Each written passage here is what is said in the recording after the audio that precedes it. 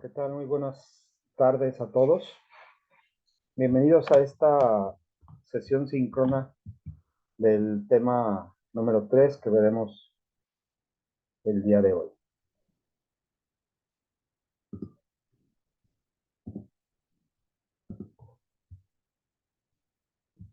El día de hoy hablaremos acerca de las instituciones y los mercados financieros.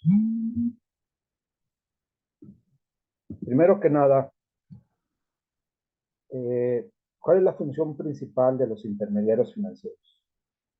Bueno, pues los intermediarios financieros que forman parte del sistema financiero es el servir como intermediarios entre los ahorradores netos y los prestatarios netos. Aquí en el diagrama que tenemos en la diapositiva, vemos cómo los ahorradores compuestos por las familias, las empresas y los gobiernos, ¿sí?, depositan su dinero en lo que llamamos instituciones y mercados financieros. Estas instituciones y mercados financieros reciben los depósitos y los convierten en préstamos a familias, empresas y gobiernos. El intermediario financiero es el que aparece entre el que tiene un excedente de dinero y aquel que lo recibe. Gracias a los intermediarios financieros, el ahorro se puede volver en un recurso muy importante para el crecimiento o el desarrollo de la actividad económica.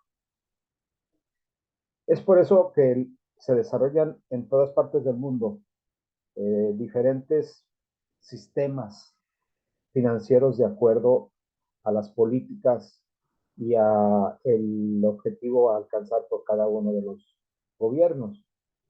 En México, el sistema financiero mexicano es el conjunto de instituciones, mercados e instrumentos en el que se organiza la actividad financiera para movilizar el ahorro a sus usos más eficientes. El sistema financiero hace que los recursos que permiten desarrollar la actividad económica real, es decir, producir y consumir, lleguen desde aquellos individuos a los que les sobra el dinero, en un momento determinado, hasta que aquellos que lo necesiten y faciliten comparten riesgos. Quienes tienen dinero y no lo necesitan en el corto plazo para comprar algo o pagar sus deudas, lo aportan al sistema financiero a cambio de un premio. Ese premio es la tasa de interés. Quienes necesitan en el corto plazo más dinero del que tienen, ya sea para invertir en un proyecto productivo, crear riqueza adicional o para cubrir una obligación de pago, están dispuestos a pagar en un determinado periodo y mediante un plan de pagos previamente pactado. Un costo adicional por obtener de inmediato el dinero. Ese costo es la tasa de interés. Entonces, en el sistema financiero intervienen los ahorradores, los intermediarios y los prestatarios, o los ahorradores, los intermediarios y los inversionistas. En este proceso de flujo de efectivo, pues aparece la figura de las tasas de interés, las cuales para unos es un rendimiento y para otros es un costo. Para el ahorrador, pues es un rendimiento.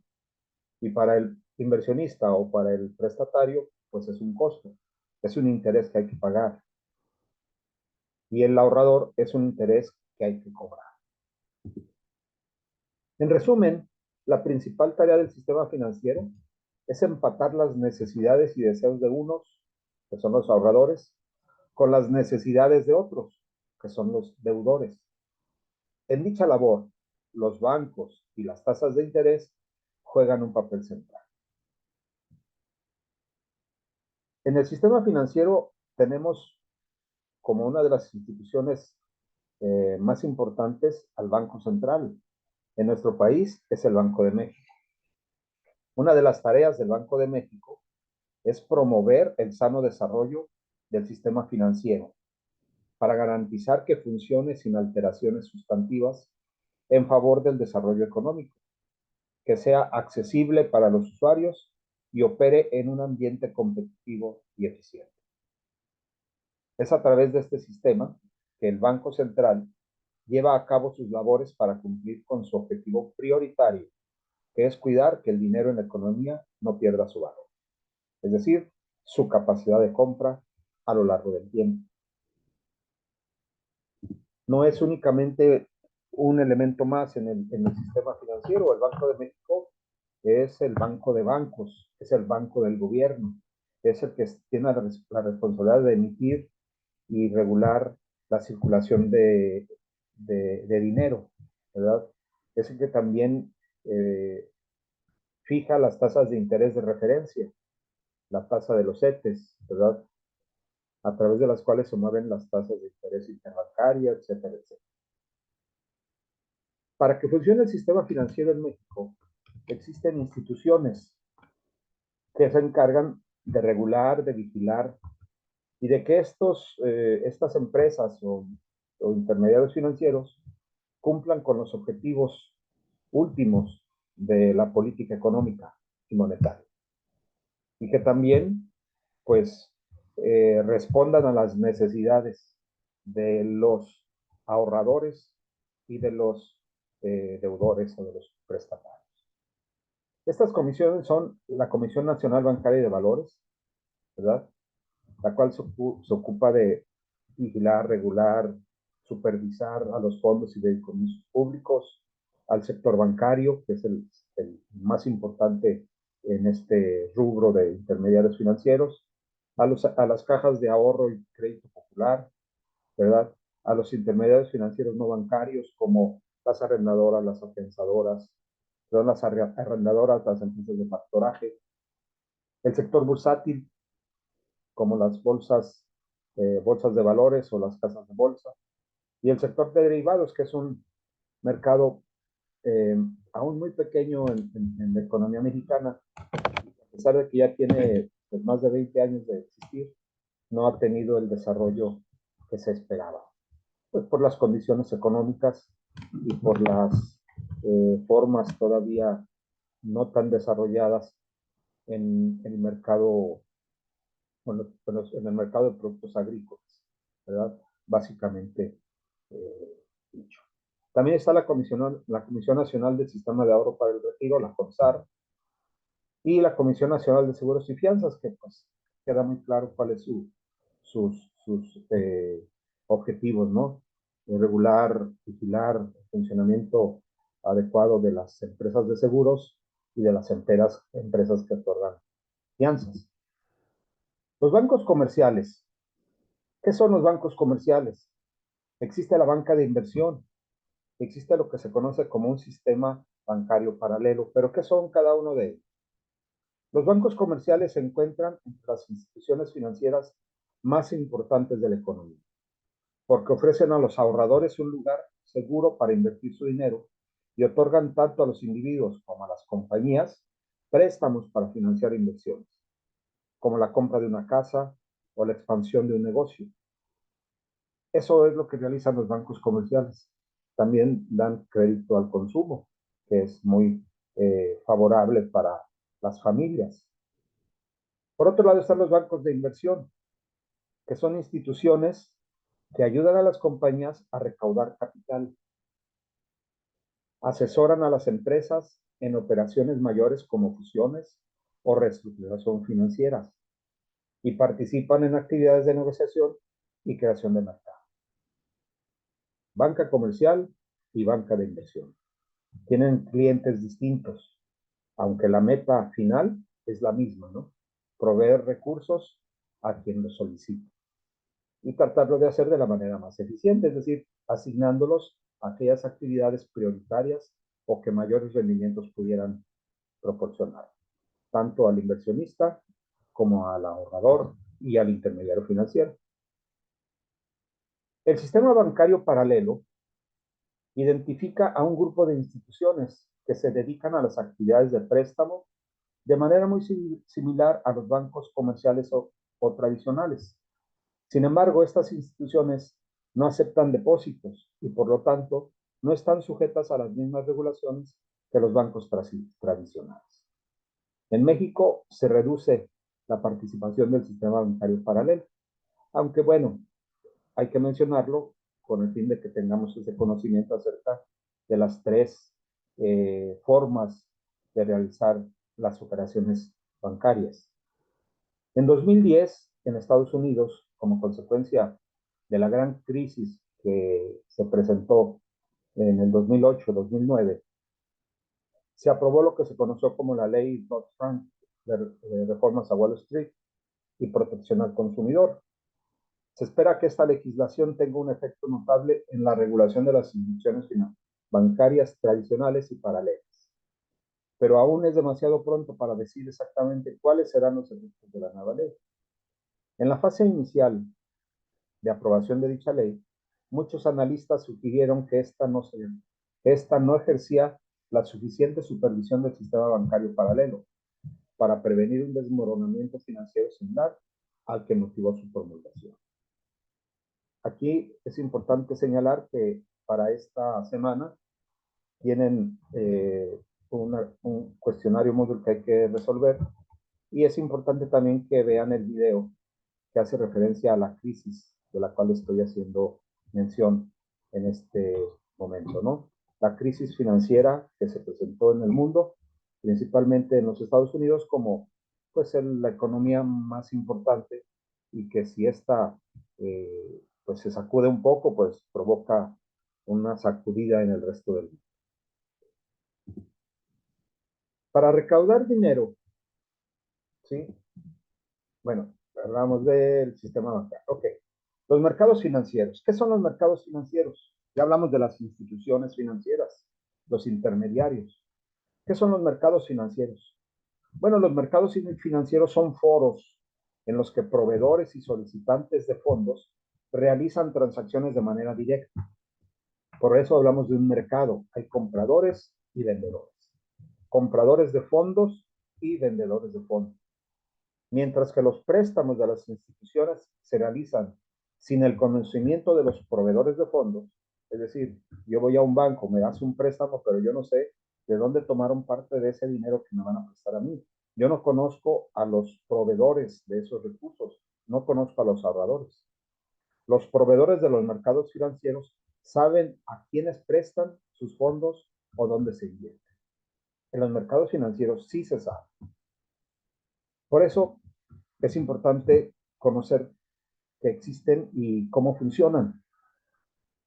Hay dos mercados financieros clave. El mercado de dinero es aquel donde se llevan a cabo transacciones en instrumentos de deuda a corto plazo o valores negociables, los bonos corporativos, ¿verdad? Y el mercado de capitales es donde se llevan a cabo las transacciones de valores con vencimiento a largo plazo. Ahí están los bonos gubernamentales o los bonos soberanos, y sobre todo las acciones de las empresas. Estas no tienen una fecha de vencimiento, estos no vencen, tienen una vida prolongada mientras exista la compañía. Por eso, esos son a largo plazo. Entonces, los mercados financieros son dos: el mercado de dinero, que son operaciones de instrumentos de corto plazo, y el mercado de capitales, que son instrumentos financieros de largo plazo.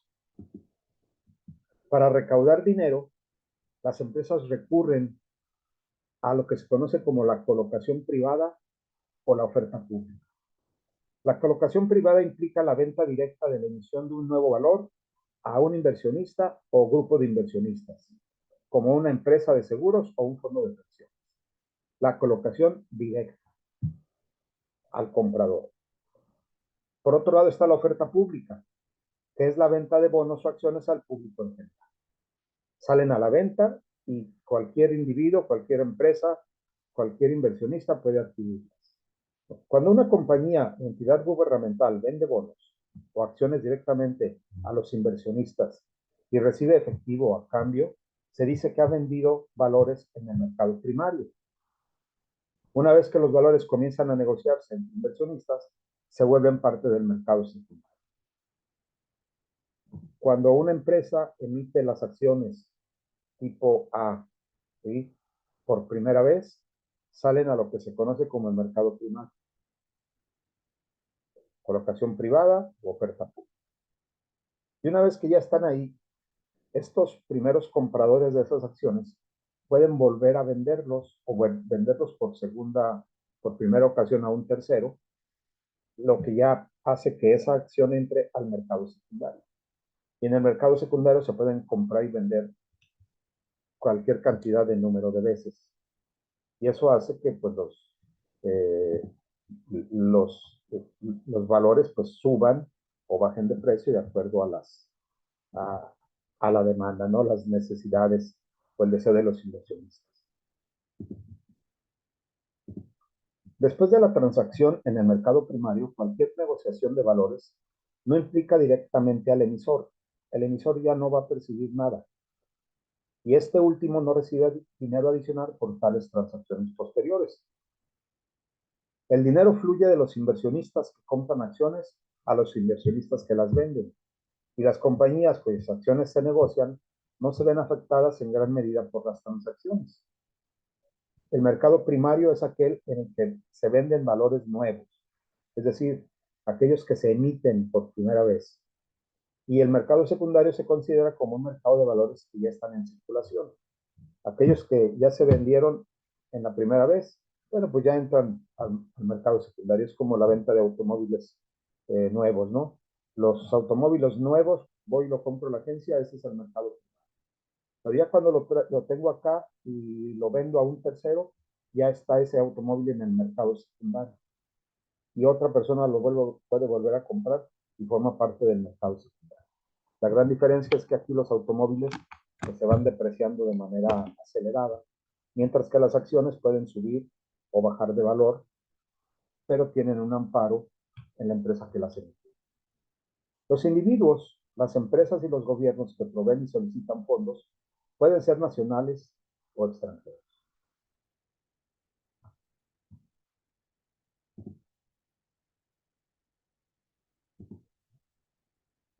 El mercado de dinero. El mercado de dinero se genera por la relación financiera entre los proveedores y los solicitantes de fondos a corto plazo. El mercado de dinero existe porque algunos individuos, empresas, gobiernos e instituciones financieras tienen fondos inactivos durante un tiempo que desean invertir en un activo relativamente seguro para obtener intereses. Al mismo tiempo, otros individuos, empresas, gobiernos e instituciones financieras requieren financiamiento estacional o temporal o de corto plazo. El mercado de dinero reúne estos proveedores y solicitantes de fondos a corto plazo. Se negocian bonos del gobierno y papel comercial, que es un pagaré negociable que no tiene una garantía específica. Es emitido por asociaciones de sociedades anónimas con autorización de la Comisión Nacional Bancaria de Valores y cuyas acciones se cotizan en la Bolsa Mexicana de Valores. Cemex, por ejemplo, puede tener un excedente de fondos o fondos inactivos y esos fondos, pues puede ser que otra empresa Vitro los ocupa, requiera, bueno, pues entran al mercado de dinero, uno lo ofrece a las instituciones financieras que se dedican a esto y el otro lo reclama, ¿no? Pero son de corto plazo y se conoce como papel comercial, que es un pagaré a final de cuentas. El mercado de capitales, por otro lado, es un mercado que permite a los proveedores y solicitantes de fondos a largo plazo realizar transacciones. Esto incluye la emisión de valores de empresas y gobiernos. Es la columna vertebral del mercado de capitales. Está integrada por las diversas bolsas de valores que constituyen un foro para realizar las transacciones de bonos y valores. Este, esta, este conjunto de bolsas de valores en el mundo, pues son el centro neurálgico o el centro de lo que se convierte en el recurso más importante en el mundo, que es la generación de capital, la generación de fondos para inversión. Los valores clave del mercado de capitales son los bonos, las deudas a largo plazo, y las acciones comunes o preferentes, son las que emiten las empresas.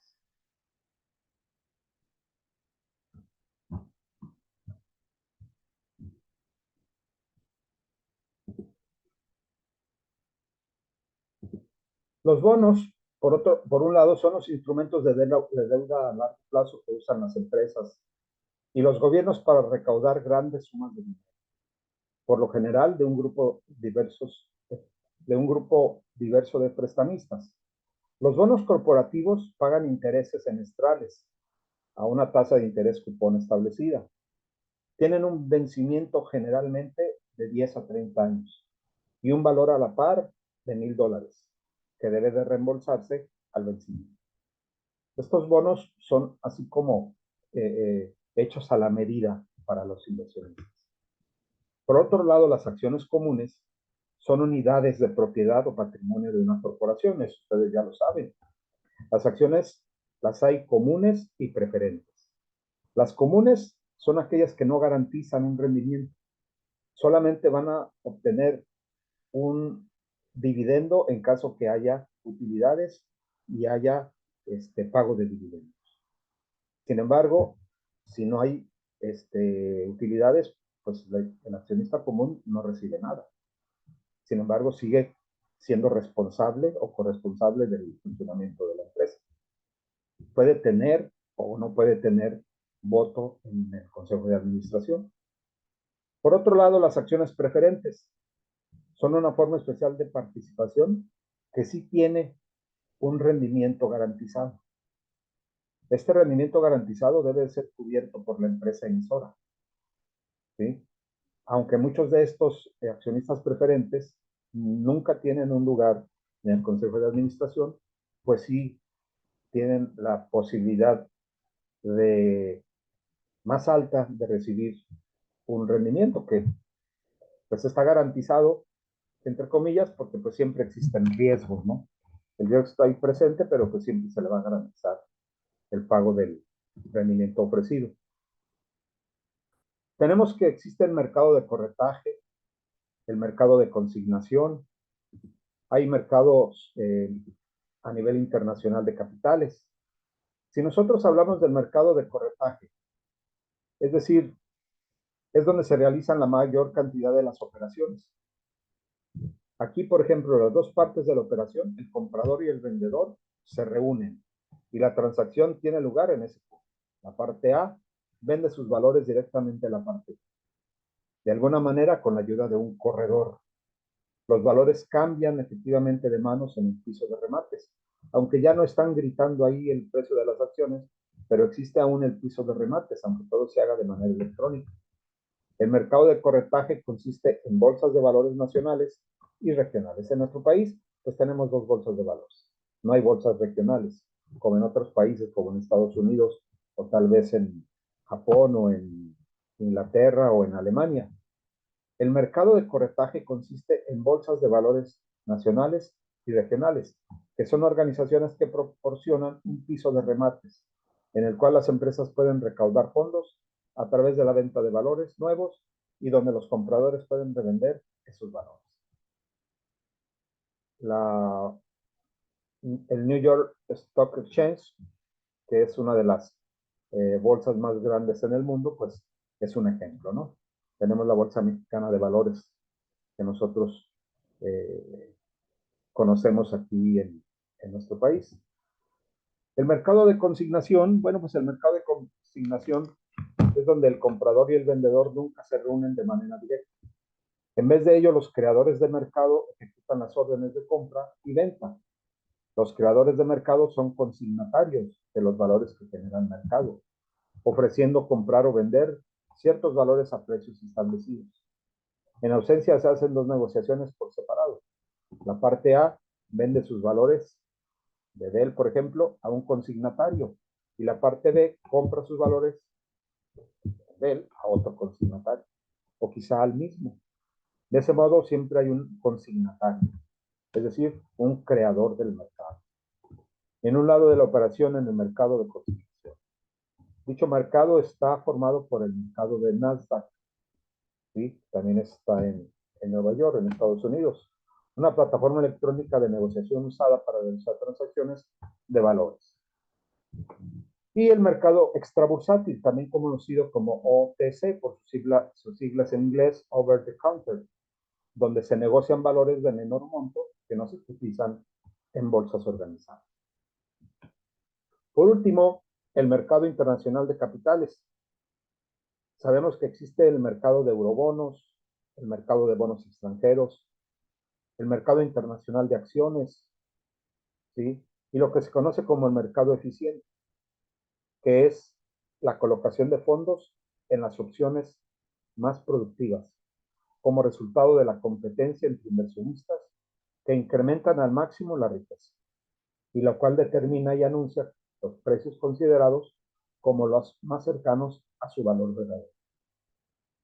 Decimos nosotros que el mercado de valores, los mercados financieros, se acercan mucho al mercado de competencia perfecta. En el mercado de competencia perfecta no existe un comprador tan importante que pueda determinar el precio de un bien o servicio en el mercado. Tampoco existe un productor que sea tan poderoso. Las fuerzas de oferta y demanda son las que determinan el precio. Y así sucede en los mercados de valores. Es la fuerza de los compradores en su conjunto y la fuerza de los vendedores que hacen que se equilibren estas en el mercado, haciéndolo más eficiente. ¿Y cómo sabemos que es eficiente? Pues porque se asignan los recursos a aquellos valores que incrementan el valor de la riqueza de los inversionistas y de los ahorradores. Bien, como ven, pues es un tema bastante interesante.